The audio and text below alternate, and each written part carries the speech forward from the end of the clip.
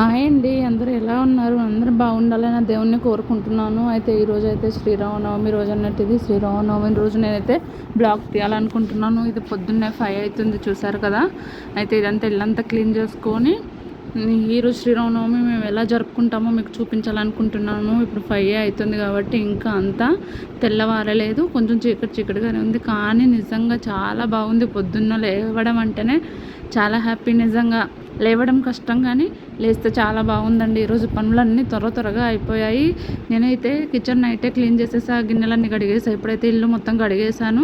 పైన మేము జెండా ఎగరేద్దాం అనుకుంటున్నాం. పైన కూడా కడిగాను, మెట్లన్నీ కడిగాను. అయితే ఇది మాది డబుల్ స్టోరేజ్ అన్నట్టు మేము పైన ఉంటాము. కింద ఉంటే కింద వేసుకోవచ్చు, కానీ మేము పైన ఉంటాం కాబట్టి మేము మేడ పైన జెండా ఎగరేయాలనుకుంటున్నాం. ఇది క్వార్టర్స్ అండి.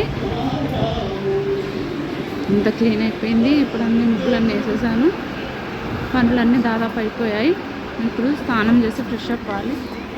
బట్టలు కూడా ఉతికేసాను. నేను స్నానం చేసుకున్నాను ఆల్రెడీ.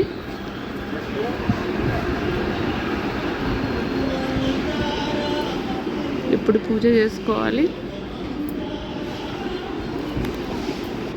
ఇప్పుడు నేను పూజ అయితే చేసేసాను.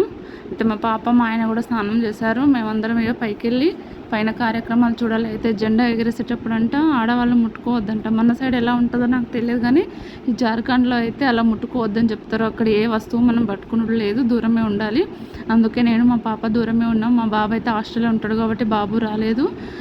మా హస్బెండ్ ఒక్కరి వల్ల కాదని ఆయన కొలీగ్స్ని ఇద్దరిని తెచ్చుకున్నారు. ఆ అన్నయ్యలు ఇద్దరు ఆయనకు హెల్ప్ చేస్తున్నారు.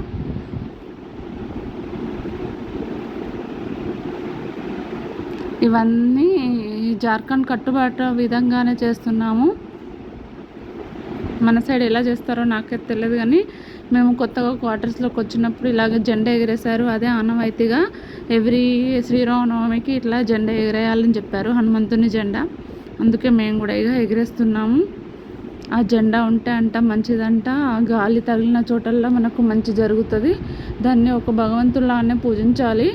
ఆ హనుమంతుడి ఫోటోకి అంటే జెండాకి ఎప్పుడు అగరబత్తి ధూపదీపం అన్నీ వెలిగించాలని చెప్పారు. అయితే వాళ్ళు చెప్తున్నట్టు మా ఆయన ఒక్కొక్కటిగా చేస్తూ పోతున్నారు. ధూపాలతోటి కొబ్బరికాయ ప్రసాదం ఫ్రూట్స్ అన్నీ పెట్టి చాలా బాగా చేశారు.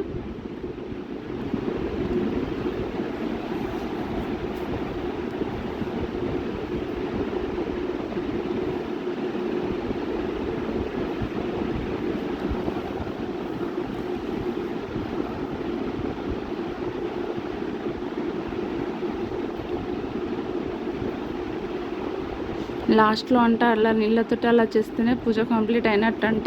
ఏంటో అంత కొత్తగా ఉంది. వాళ్ళు చెప్తుంటే డిఫరెంట్గా అనిపించింది.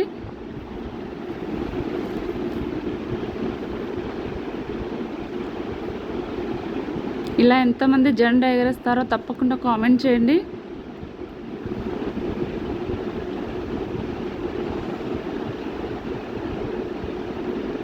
ఇదంతా అయిపోయినాక కిందికి వెళ్ళి అన్నయ్యలు ఇద్దరికి టీ పెట్టించాను.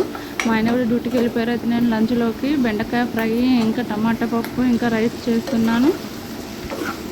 ఇంతే అండి, ఈ రోజుకి బ్లాగ్ ఇంతటితో ముగిస్తున్నాను. మీకు కనుక నచ్చితే ప్లీజ్ అండి సబ్స్క్రైబ్ చేసి సపోర్ట్ చేయండి.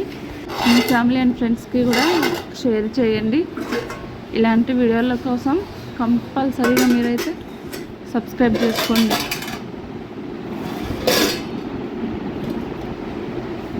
మళ్ళీ ఇంకొక వీడియోలో కలుసుకుందాం. Bye bye.